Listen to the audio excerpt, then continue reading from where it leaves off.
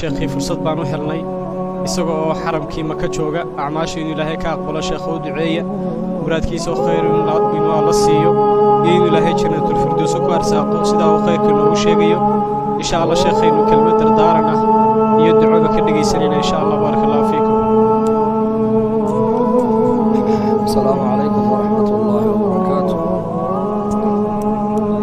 الحمد لله إلهي باكم مهدنينا maalmaha barakaysan inaan soo gaadhsiiyey innagoo caafimaad iyo nabad hayna dad badan oo eheladana xanuunsana way jiraan iyakana ilaahay waxaan uga baryaynaa inuu insha Ramadaan oo caafimaad sariica u siiyo naftayda iyo nafaha walaalahay kula dardaarmaya ilaahay caza wajalla waa maqsuudka dhan ee soonka looga danleeyahay لعلكم تتقون وكيل أهلها كتب عليكم الصيام إلى آخر كذا لعلكم تتقون يا أيها الناس اعبدوا ربكم الذي خلقكم والذين من قبلكم لعلكم تتقون مقصود كردن عبادة لو واجبي هذه صلاتها هذه صونتها هذه صدقتها هذه حجتها غاية اللي قدن لا يحي ومحي وأنا إلهي كبغنا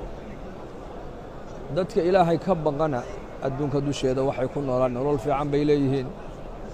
aakhirana nolol fiican iyo janno iyo ilaahay radihiisa mutaysanayaan marka tobankan dambe waliba maalmihii u dambeysay ku jirnaaye ilaahay waxaan ka baryaynaa inuu bisha barakadeeda iyo khatamkeega iyo laylatul qadriga ilaahay inuu waafajiyo waa habeen khayr badan oo ilaahay uu laylatul qadri khayru min alf shahr lama odhan macnaha kun bilood bay u dhigantaa ma aha kun bilood bay ka khayr badan tahay weliba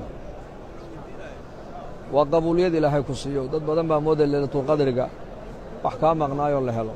lacag la helo gabadh wanaagsan oo la helo shaqo fiican oo la helo dhoof la helo maymay sayo maxaan ku alla baryaa waa kii nebigu lahaa waxaad tidhaahdaa allaahumma innaka cafuwun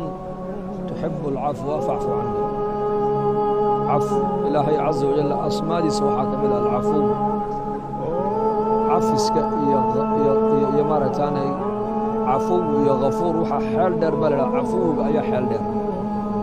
ghafuurku waa dhaafe laga yaabaa intuu dembiga kaa dhaafo qofkan ood ku gaftay inuu haddana qofka caloosha wax kugu seexayo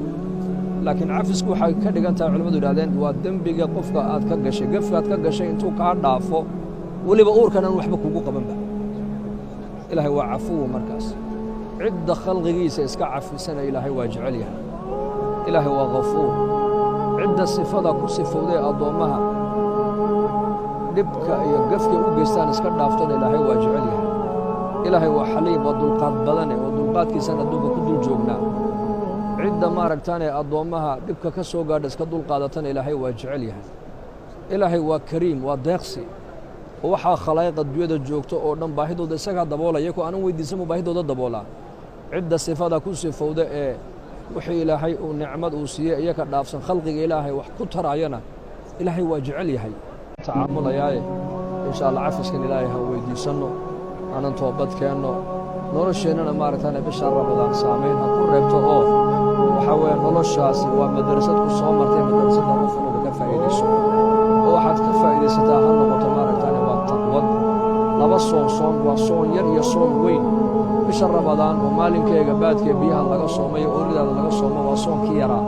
laakiin soonka weyn waa maxay waa noloshaada oo dhan ood wixii muxaramaada ilaahay uu kaa xarimay oo dhan aad ka soonto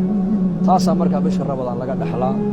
marka aan isku soo ducayno aan iscafino aan isa saamaxno ummaddana si gaar ah aan ugu ducayno caam ahaana muslimiinta aan u wada ducayno gaaladana inta ilaahay hidaayadda uu qadarina allaha soo hadeeyo wixii islaamka dhibkula soo maqana dhibta gudahooga allaha ku celiyo dadkeenna af soomaaliga ku hadlana waddankii soomaaliyana ha loo duceeyo waddannadeennana ilaahay inuu dhibaatada iyo abaaraha inaga faydana insha allah aan u wada ducayno muslimiintu waa kaljasadi alwaaxid buu nebigu ida ishtakaa minhu cudwun tadaacaa lahu saa'iru اljasadi biالsahri wاlxuma muslimiinta markuu nebigu